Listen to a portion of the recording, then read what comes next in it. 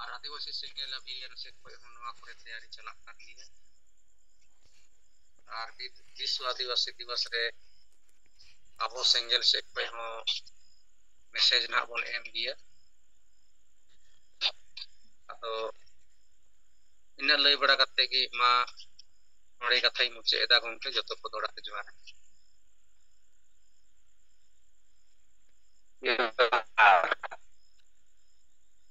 झारखंड खन तब अब सिंगल प्रेसिडेंट देवनारायण मुर्मू कथा बो आंजम किया अदमा देवनारायण मुर्मू गंके तिकना रिपोर्ट तायमते अब सांगे लीडरा रिपोर्ट बो आंजम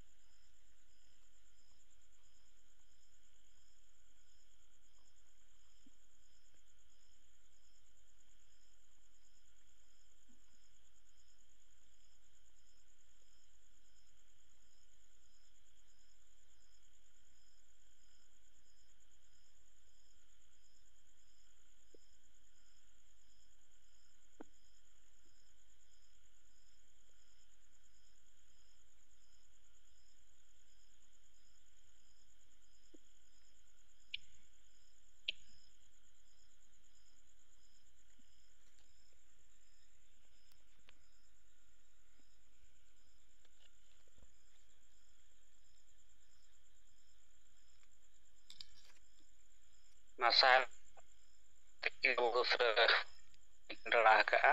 साहेब तकिन कथा मंगल टुडू तकिन जहाँ भारतीय शब्द चितन डाउट इनके पछे न गलत कना तो हिंदी ते महती मने दो आडी मारांग बहुत बड़ा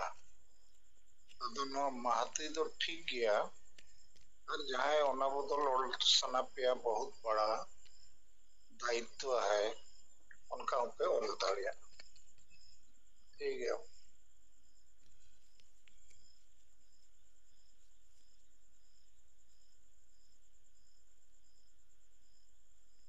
मंगल मुर्मू गंके तब मंगल टुडू गंके तब साहेब तकिन कथा अबिन बिन आंजम नाम के तबना तो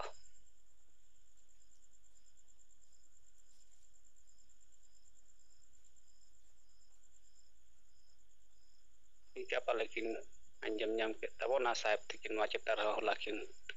लई लेट गया गंके आजो में ना ठीक है राइट ठीक है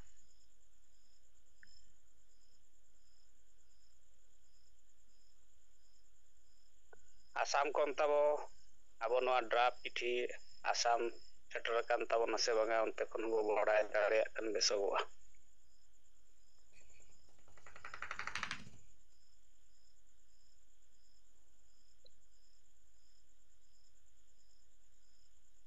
और बिहार खन तब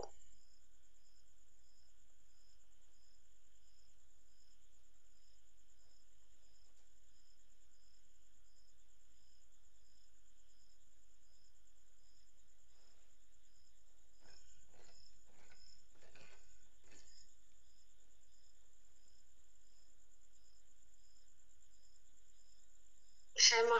जत्ता को जोहार गंके आदो नोते हो ñam baraw kan ya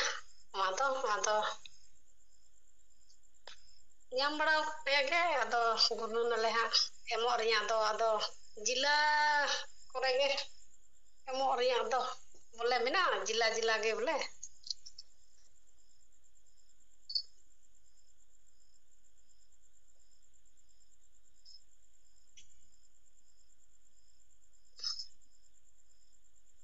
madam जतो जिला रिन अबो कलेक्टर जहां बो मेता को कना डीएम को डीसी को उनको अबो नोआ चिट्ठी अपना अपनिया अबो लेटर पैड रे सपड़ाव कते ओना चिट्ठी रेना कॉपी गे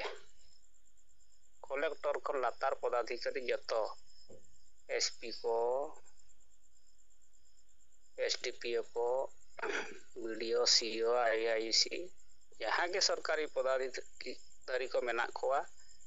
ओना सराते आयमा संगठन रेन आयुरिया को माजी पारगना को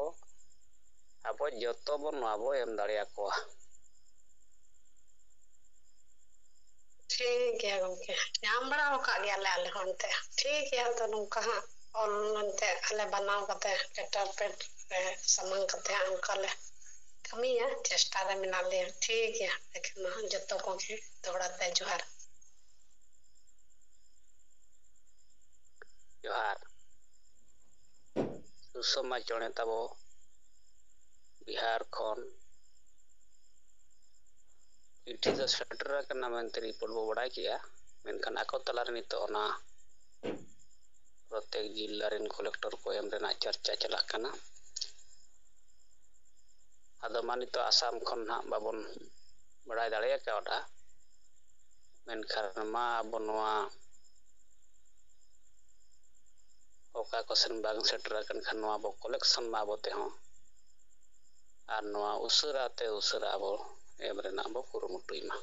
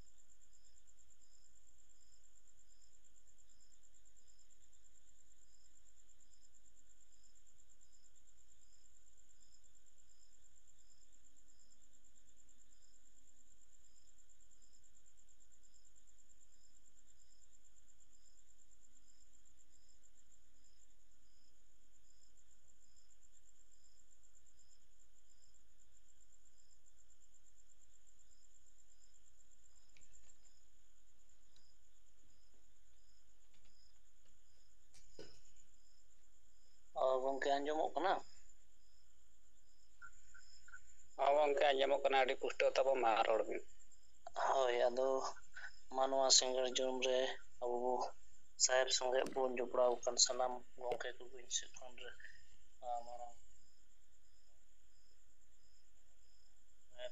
रेना बुगपल मोरा खान जो का पोनत रे सेटेर कना से बांग सेटेर कना तो अले आसाम दिसम रे हो नवा जहां ड्राइव ना कथा हुयुक कान नवा ड्राइव तो सेटेर कान गया जहां दो नित इन थोड़ा मारांग गया अबो गालमराय कान थायन तो उन जुखान इन ग्रुप रे नवा नेल केतेन बडाय दाड़ेदा जे नवा ड्राइव तो सेटेर कान गया दो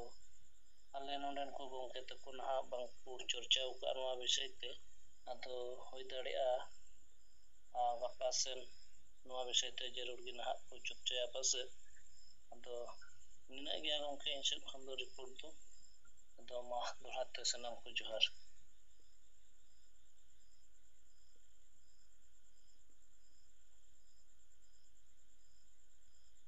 जोहार आम काम गंके तबो पकड़ा झारखंड बीटीआर जन खन तबो ना रिपोर्ट बो आंजम किया ड्राफ्ट तो सेटर कना मेन कना को तला रे चर्चा चला कान गया आदा मा तबे नितो आयमा नेता बोतल रे सेलेद मेना बना abo नवा चेतन रे अपन अपन एरिया रेना रिपोर्ट abo बोले माजे बोका जिला रे abo 30 नवा एमो रेना बो सपड़ा कना और जहां तिस नवा जहां जिला रे बो एमा को abo नवा मीडिया रे हाईलाइट सोशल मीडिया रे हाईलाइट abo निहाती जरूरी कना और जहां abo नवा बो एमा को उनको सला फोटो को रकाब कते होना हो सोशल मीडिया रे abo एम दाड़ेया यहाँ के नवा मिटंग तेहें पूरे भारत रे तेहें अब चर्चा रे ना विषय बो सामांगा गंके तिकिना नेतृत्व ते मांग बो मेन लिया जे आदिवासी समाज सुधार लगी संविधान और जनतंत्र लागू मा नितो दो नवा समाज सुधार लगी अब मा मिटंग दूसरा रणनीति कान ताबोना जे माझी पारगना व्यवस्था रे जनतांत्रिक और संवैधानिक सुधार अड़ी लगन हुयुक मा आदो मा गंके को नवा आपे पास्टा करे नवा रेना रिपोर्ट को अब आंजमा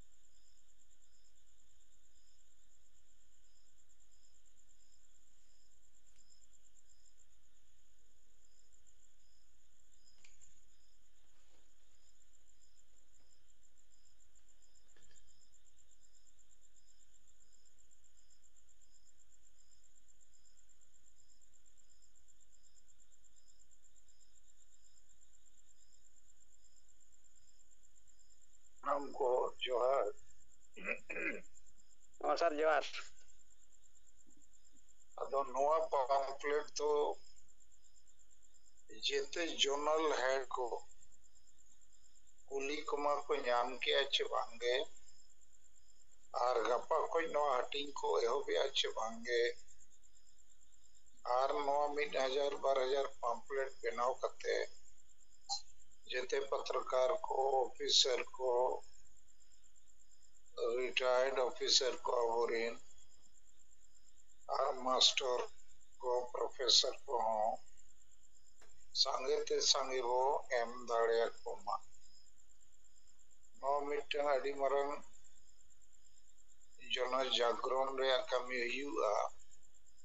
सरकारी ऑफिसर को लगी न अब सामाजिक संगठन को लगी न और राजनीतिक दल को ऋण प्रतिनिधि को लगी अब नवा कमी अब खूब जोरसोर कमी मा और बांखान नवा विश्व आदिवासी दिवस को मनाव करते चेन हो लाभ दबाई हुआ ओना मनाव तो ना रस्क रोमो जमन्यू एनएच सरेंगे लेकिन नौ करना असली जन जागरण आदिवासी का सशक्तिकरण आबोरिन माझी परगना के आबो को गोजेट बोल जेते अतु को गोजे अन्नी थवी को गोज अगु का नितो लो पढ़ा जुग रहो को गोज का जेते अतु रे फिर अबो आदिवासी ओलो पढ़ा और मेना को अदो उनको गुलाम लेका मेना को माझी परगना को गुंडागर्दी रे बोतरते अदो नोआ दो अडी जोरसुर एदो परचा बो हटिंग के लेका नोआ हटिंग दरकार अदो तेहन गपा देते जोनरी नेट को नोआ कुली को दरकार आर्चेल लेका हटिंग हुआ ओना चेतन रहो चर्चा दरकार कारण अडिगान सरकारी ऑफिसर तो वीडियो सीओ थाना इंचार्ज एसडीओ को और अडिगान ऑफिसर मेना को नुकु को नो बाको बड़ाए ako tala reho मीटिंग को हुआ नो को चर्चाया और माझी परगना तो नुकु ये रखा को बखान को बढ़ाया का नुकु अड़ी मरंग और कना को लेकिन जो खन नो पम्पलेट को पढ़ावा चिट्ठी को पढ़ावा न को ठीक दड़िया अरे नुकु तो संविधान और जंत्र तो बाको मनावा नुकु के डेन बेनाव को नुकु के सामाजिक बहिष्कार नुकु के अंधविश्वास पसनाव को निशे पसनाव पर महिला विरोधी कना को अदो नवा जिनिस तो अडी इम्पोर्टेंट गया और मिट्टे नवा रणनीति लेका अबो नवो उपयोगा अदो मत वो लगे सपड़ा पे और गोटा नवा हटिंग पे अतो दिसम को रे ओलो पढ़ा और को में मिट्टे पम्पलेट एमा को पे तो उनको तला रे हो ओना कागे तोकान करे हो इन खान नवा गाल मराओ यू और माझी परगना हो बोतरो को हो जोहार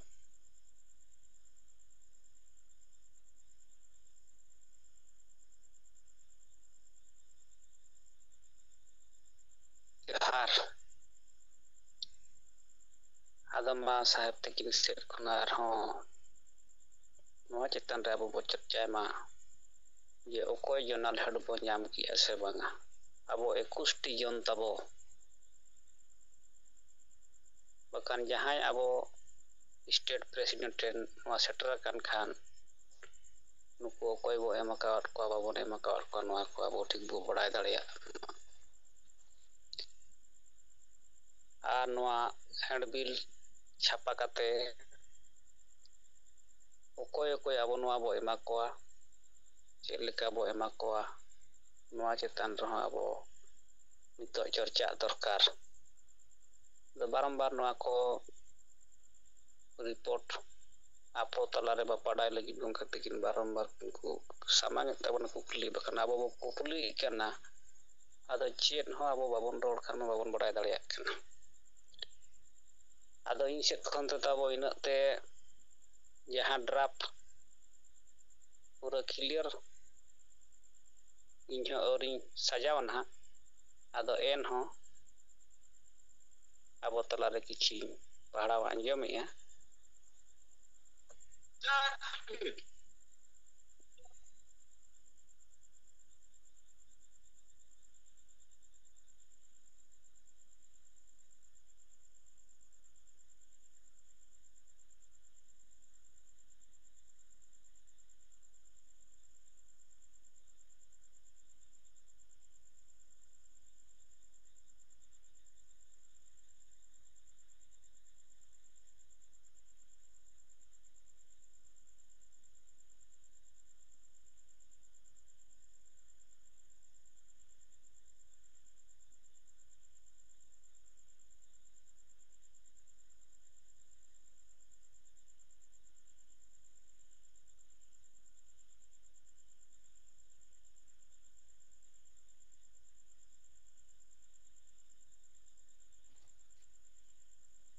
आदो तारीख ना आबो डेट ताबो 30 एमो को इन हेलो का डेट ना ओना दो हिसाबा आर सेवा में रे यहाँ आबो कलेक्टर ले नोतो दले मेता को कना कलेक्टर आर जिल्ला रेना nyutum आर स्टेट रेना nyutum इन तायम महाशय विषय आदिवासी स्वशासन नाम रे चली थिबा माझी पारगाना आदि व्यवस्था रे अविलंबे गणतांत्रिक एवं संवैधानिक सुधार पई अनुरोध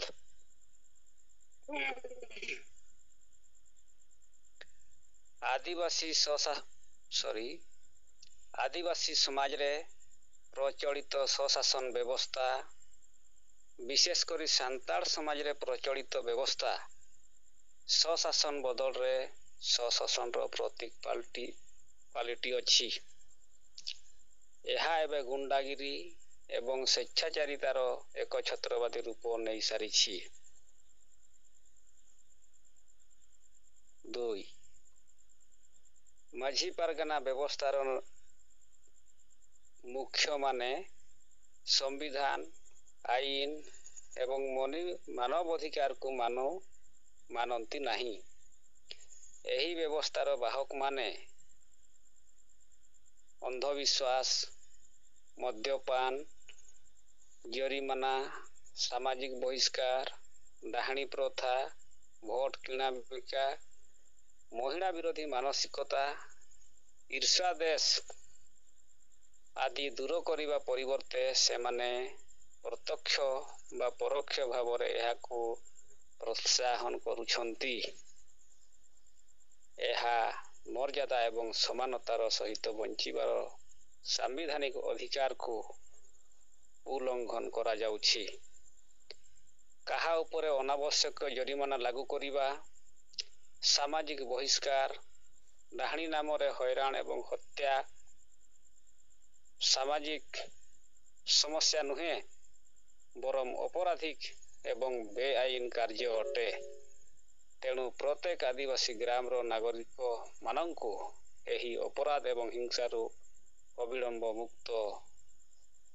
करिबा जरूरी अटे 3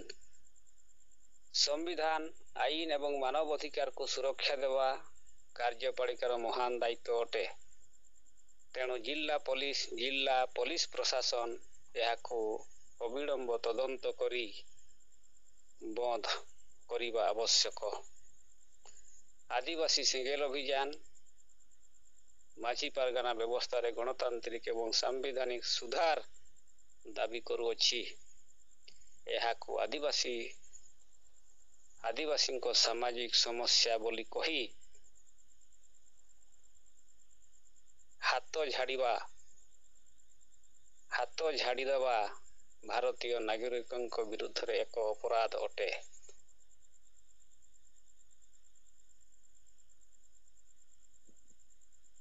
आदो निना धारा ना निर्धारित नोआ ट्रांसलेट हताड़ा कना आदो नोआ ना आले तला रे आर कटी चर्चा बड़ा कते आले गपा 9-10 ते नोआ हटिंग बड़ा कते नाले ठीक है। आदो एंते रे ताबो मा आबो उड़ीसा कोरिन कोई को नोआ तला रे निना बो आंजम ñam बड़ा के खान बो लई दाड़िया गया बखन गपा ना नोआ आबो रोपड़ा। आदो नोआ आडी पुष्टो चेक लेकर आबो बो बुझाव हचो दाड़िया को ओका सेंटेंस को आबो उड़िया कोते चेक को मिस्टेक ना ओना को आबो बो लपय दाड़िया ना। आदो गंके को ताबो मा नो नंका नोते रे इन पाटा सेट खन ट्रांसलेट हुई के ना दो आले गप्पा भितरी रे जतो जोनल हेड टेन सेटर कते जतो जिला पदाधिकारी ठेना बनवा सेटर कते आ नोआ को अपना अपनी जिला रे हैंडबिल को छपाया आर जहां डीएम को एमाया ओना कॉपी जतो लातार पदाधिकारी को एमोगोआ। मेनखान जहां ब्लॉक रिन पदाधिकारी ब्लॉक बीडीओ सीओ थाना वाला को एमा कोआ उनको ओना जहां कॉपी डीएम आ कॉपी रे आको दस्खत कते सिग्नेचर माराव कते ओना कॉपी को एम दाड़िया को या तब उनको नेता को ब्लॉक पदाधिकारी को block CO IIC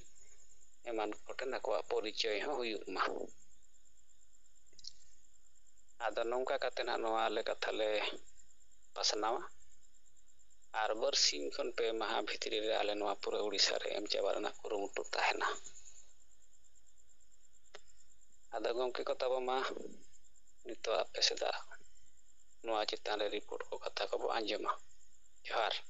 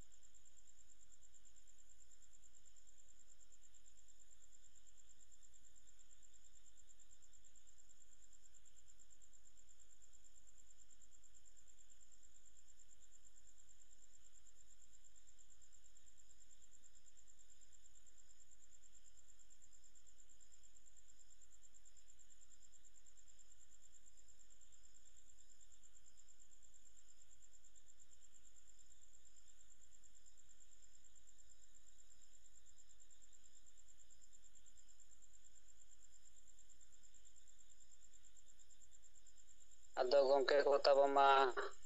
pura 70 leaders tehnya bobo join dare kauta ado ketej sahih arhon noa jum re abo nitok do bosel idi ma अच्छा mas noa ko gongke johar anjomok kana joar manita singal jum re seledakan Atrajaran singal kami ko ar aguran jiot bunga sarkan sate madam sumitra mo ade gulman sraw ar johar ado gongke jahan drape em kana ona inte ha setere kana ar nan iyar lokinion kisku ona drap alin transit le alin kurumutu yetena ado prathamik midam dali uyo chauka adno aro finally bhapata nyel dorkar kana ado jahan kali uyo chauka ona thoda hi padhaw anjomea tayam thale ho sange leader ko ote mit kate ona alole chelkar re best le uyo chau daria ona charcha ale le korawa ado ona date ma je logo ema en loge thena district magistrate ne do dm ale do bangal do प्रत्येक जिला रे हिना को are video SDO उनको कोटे हनो M हुआ विषय आदिवासी स्वशासनेर नामे चालू माझी परगना इत्यादि व्यवस्थाय अविलम्बे जनतांत्रिक और सांविधानिक संशोधनेर अनुरोध आशाय आदिवासी समाजे प्रचलित स्वशासन व्यवस्था मूलत संताल समाजे चालू व्यवस्था स्वशासनेर जायगाय स्वशासनेर प्रति रूप गड़े उठेছে এটা এখন গুন্ডামি আর স্বেচ্ছাচারিতার একনায়কতন্ত্রের রূপে পরিণত হয়েছে এক माझी परगना व्यवस्था संविधान ও जनतंत्र বিরোধী এটি বংশবাদী ব্যবস্থা আর অধিকাংশ माझी परगना অশিক্ষিত নেশাগ্রস্ত আর মূর্খ তারা দেশ দুনিয়ার খবর রাখে না গ্রামের সকলের দ্বারা নির্বাচিত হয় না जनतांत्रिक व्यवस्थाয় শিক্ষিত ও মহিলাদের যোগদানের কোনো সুযোগও থাকে না তাদের সামাজিক বহিষ্কারের হুমকির জন্য বাকি লোক গোলামি জীবনযাপন করতে বাধ্য হচ্ছে অতএব বিকাশ আর সবার সমান অধিকারের জন্য माझी परगनाয় जनतांत्रिककरण अविलंबे जरूरी 2 माझी परगना व्यवस्थार नेतारा संविधान कानून एवं मानवाधिकारे विश्वास करे ना এই ব্যবস্থার বাহকরা কুসংস্কার নেশাপান জরিমানা সামাজিক বৈষম্য ডাইনি শিকার ভোট ক্রয় বিক্রয় মহিলা বিরোধী মানসিকতা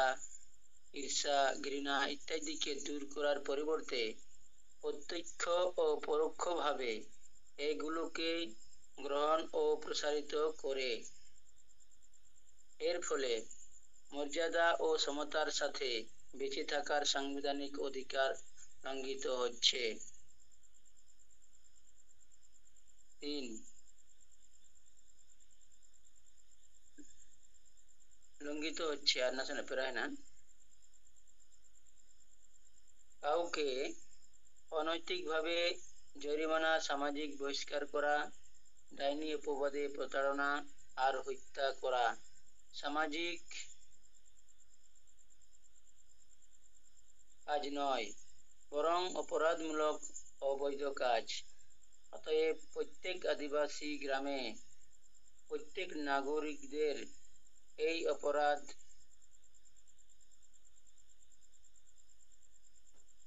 আর হিংসা থেকে অবিলম্বে মুক্ত করা জরুরি 3 সংবিধান কানুন আর মানবাধিকারের পরীক্ষার দায়িত্ব নির্বাহী অধিকারীদের অতএব जिला पुलिस प्रशासन द्वारा तात्कालिक व्यवस्था ग्रहण करा प्रयोजन। आदिवासी सेंगेल अभियान व्यवस्था जनतांत्रिक और संवैधानिक अधिकारेर दाबी जानाচ্ছে। आदिवासीদের सामाजिक मामला বলে भारतीय नागरिकদের সাথে अपराधमूलक आचरण। जोहार आदो मोटामुटी उनका अनुवाद हुई कना आले गपा नोरिया पूरा और जतो औरते डिस्ट्रिक्ट पूरा गलमराव कते मिट्टी बांग्ला तो फाइनल मिट्टी डिसीजन ले तब आनो आशा होले बढ़ाई चाहिए मोटामुटी चेल का हुई ना। ठीक है मां सनम को जोहार। जोहार गणेश चंद्र मुर्मू गंके तबो कुलिया जनालेरा रिपोर्ट तक कथा आंजम किया।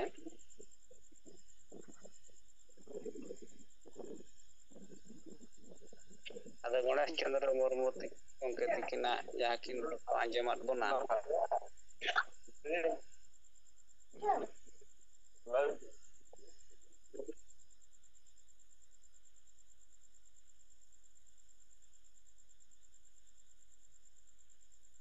राखाल चंद्र मुर्मू गंके तब अबिना माइक झिज कना अबिन बंद काताबन बिन आर कथा को मेना खान मा अबिन से तब आंजमा।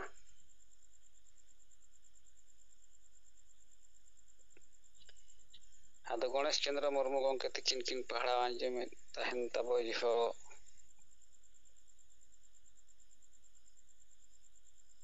नोडे इन हनेल दिए तहन आदो इन जहां नोडे ट्रांसलेट का नोआ मिटांग पैराग्राफ तो नोआ टोटल नोडे दो बांग आले उड़ीसा रना दो नोआ दो ना इन पेन ट्रांसलेट का ओनाते ना ओना दो इन बाइन पढ़ा आंजम ले तबना आदो आले होना नोआ ओइ नारंगों के आदो हम जखन पढ़ाव के ई होना दो कहीं बुझे थे ना दो उड़िया उना बेस सही बइन बुझे दड़ियाते नासेना इया मन रे दो नासेना ओंडे 2 नंबर पर काठे ना हम पढ़ाव लिया 2 नंबर पॉइंट खन चेताना पैराग्राफ टोटल ओना दो होय होय बांग ट्रांसलेट होय ओना दो हम पढ़ाव लिया उड़ियाते आदो उड़िया होते ते उना बई बुझे दरितना लतारा परा सला मिलियो चला कना माने 2 नंबर पेरा सला आदो जाक हम नितो हम बुझेते दाड़ायदा आदो ना आपे हम पे ट्रांसलेट करते पे ना पे जुत न्योगा जोहार जोहार आले ना ठीक करते रहो गंके तकिन सला ना नोले पहाड़ा आंजमा आर अब नोआ बेस सही जेमन बना तबन मा आदो ठीक है तबन मा गणेश चंद्र मुर्मू गंके तकिन रिपोर्ट तायम तायम ते अबोरिन आसाम पाहटा खन यदि अब बो आंजम दाड़िया खान बेसोगोआ समय अब ठेन अडिगान मेना गया आर नोआ मेमोरेंडम एम रेना कुरुमुटु का टोठा रे चेक को चला कान तबना ओना चेता रे मा आपे को कथा बो आंजमा। तिहिना जूम मीटिंग रे सेलेद अकान आजीवित बुंगा संताली पारसी जितकारिया दिसम गंके मानतान सालकान मुर्मू गंके सला सनाम को मांग रेन सेट खन जोहार इन सोहन एमब्रम आसाम पोनत सेंगेल प्रेसिडेंट अदो जहां मिटेन पम्पलेट से डीसी को एमाउ को लगी जहां सपड़ावा कना अदो ओना दो व्हाट्सएप माध्यम ते इन्हों नामकत गया और ओना दो जहां हिंदी ते ओला कना मेनखान एसामिस ते ट्रांसलेट दो नित दबी बाले ट्रांसलेट कदा मेनखान गपा भित्री रे नवा आले तला रे ट्रांसलेट कते जरूर गी साहब तकिन सला हो से आबो को तला रे हो लई संडी से ते अनुवा मैसेज से नवा संदेश सरीगी नितो आबो समाज रे लगी अडी जरूरी गया और उनका लेकाते नवा चेतन रे आले हो आले गलमरा और ओना सेते नवा चे लेकारे आरो संगी को संगी बो पसनाव दाड़िया आले ठेज नोडे दो डीसी रिया कथा हिजुआ डीसी सला आरहो ब्लॉक डेवलप